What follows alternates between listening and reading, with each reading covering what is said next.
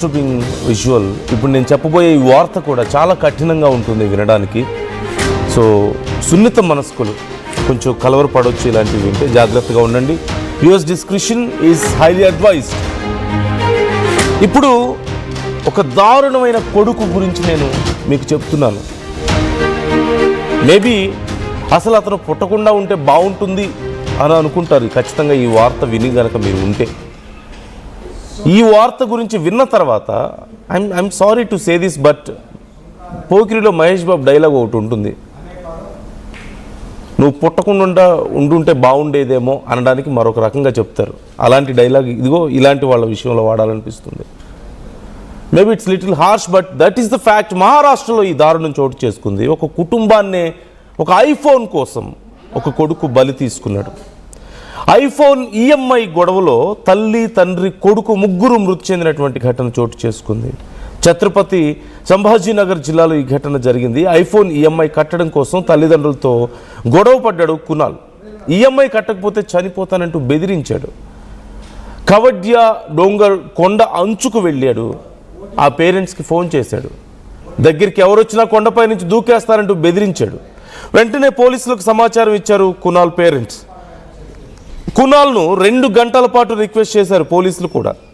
కునాల్ కోసం కొండ క్రింద సేఫ్టీ నెట్ను కూడా ఏర్పాటు చేశారు. కొండపై ఒక చోట ఉండకుండా ప్లేసెస్ని మార్చుకుంటూ వాళ్ళని బెదిరిస్తూ ఎంతకీ మాట వినకుండా అక్కడే గొడవ చేస్తూ ఉన్నాడు. చివరికి ఆ తండ్రి ఎలాగోలా తన కొడుకుని కాపాడుకోవడానికి దగ్గరికి వెళ్తే కునాల్ని వెనక్కి లాగడానికి ప్రయత్నం చేస్తే ఆ ఘర్షణలో కొండపై నుంచి తండ్రి కొడుకులు ఇద్దరు కింద పడిపోయారు. కళ్ళ ముందే భర్త కొడుకు అలా చనిపోవడంతో అదే కొండపై నుంచి వెంటనే దూకి తన ప్రాణాలు కూడా తీసుకుంది కునాల్ తల్లి. One of the most tragic incident and one of the most foolish son. అవునన్నా కాదన్నా, it's really harsh to talk about ఇలా చనిపోయిన వాళ్ళ గురించి మాట్లాడడం కరెక్ట్ కాదు అలా హార్ష్గా, but he is one of the most foolish son. మీకు అనిపించడం లేదా? తల్లిదండ్రుల మాట వినకుండా he bought an iPhone as per some sources. అది ఐఫోన్ 15 అని చెప్తున్నారు. Whatever it is, iPhone కొనుక్కున్నాడు.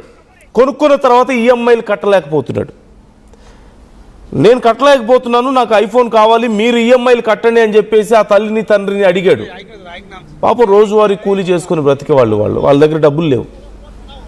మేము అఫోర్డ్ చేయలేము అని చెప్పేసి ఆ తల్లిదండ్రి చెబితే డైరెక్ట్గా ఒక పెద్ద కొండ మీదకు వెళ్ళి కొండ అంచున నించొని పేరెంట్స్కి ఫోన్ చేశాడు.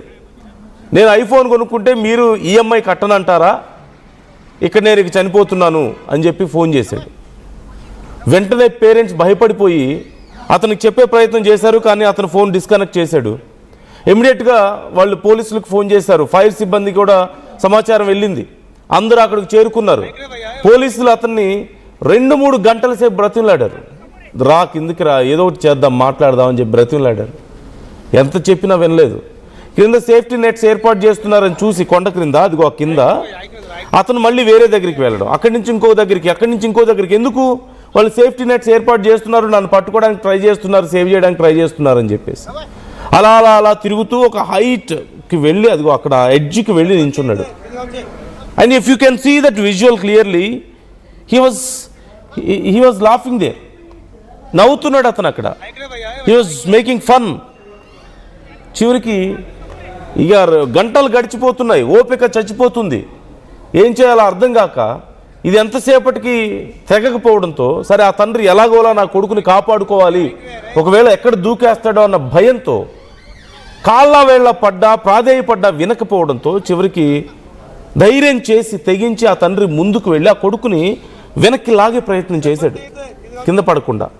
కానీ ఆ కొడుకే ఆ తండ్రిని వెనక్కి లాగేశాడు. చూడండి, అక్కడి నుంచి ఒక్కసారిగా ఆ తండ్రి కొడుకులు అలా కింద పడిపోయారు. వితిన్ ఫ్రాక్షన్ ఆఫ్ సెకండ్స్ ఆ తల్లి కూడా తండ్రి కొడుకు ఇద్దరు పడిపోవడంతో పరిగెత్తుకుంటూ వెళ్ళి వాళ్ళ వెనకే తను కూడా దూకేసింది మొత్తం కొండ మీద నుంచి. అంతే. ఆ ముగ్గురు క్రింద పడి ప్రాణాలు కోల్పోయారు.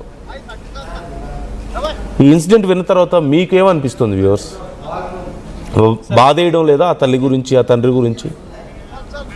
కోపం రావడం లేదా ఆ కొడుకు గురించి? ఇప్పుడు చెప్పండి, అతను ఫూలిష్ అని ఎందుకు అన్నాను మీకు అర్థమవుతుందా? మీకు అనిపించడం లేదా అలా?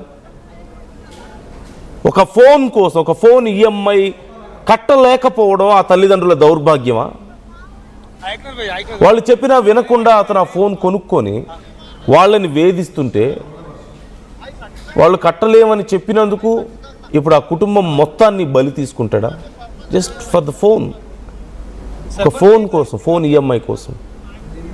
Don't you think he's foolish? ఇంతకంటే దారుణం ఇంకేదైనా ఉంటుందా? ఇప్పుడు మీకు అర్థమవుతుందా నేను మొదట్లో ఎందుకు అన్నానో? కనకుండా ఉండుంటే బాగుండేదేమో. యూఎస్ మీ అభిప్రాయాలు ఏంటి? ఒక్కసారి నేను ఆ వీడియో కూడా మీకు మరింత క్లియర్గా చూపించే ప్రయత్నం చేస్తాను. Please take a look.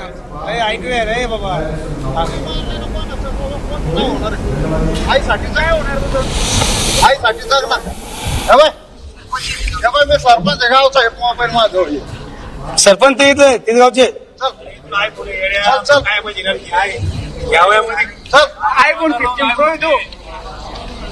ऐक रे भैया, भैया ऐक ना जरा, ऐक ना.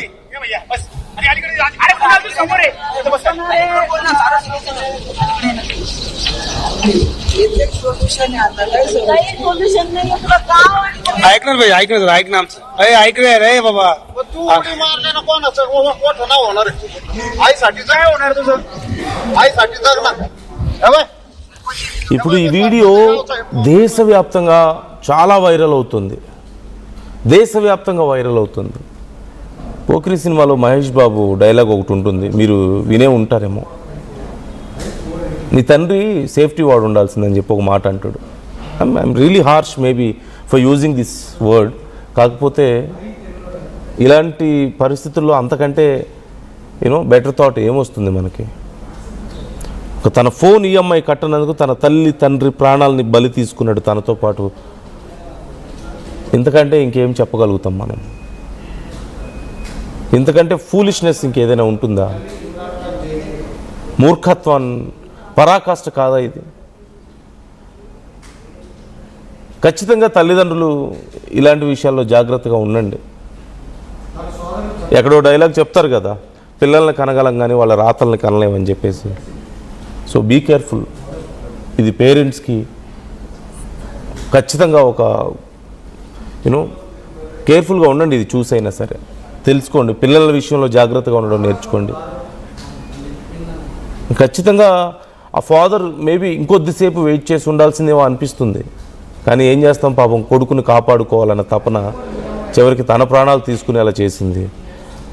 ఆ తర్వాత ఇక కొడుకు భర్త ఇద్దరూ లేకపోయేసరికి ఆ భార్య కూడా ఏం ఆలోచించలేకపోయినట్లుంది. ఫ్రాక్షన్ ఆఫ్ సెకండ్స్లోనే వెళ్ళి దూకేసింది వాళ్ళతో పాటు. పాపం ఆ తల్లి ఆ కొద్ది క్షణాల్లోనే ఎంత నరకాన్ని అనుభవించుంటుందో కదా పాపం. ఊహించుకుంటేనే భయం వేయడం లేదా మీకు?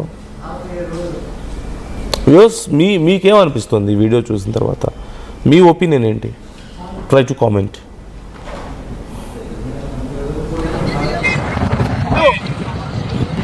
ऐक रे भैया, भैया ऐक ना जरा, ऐक ना.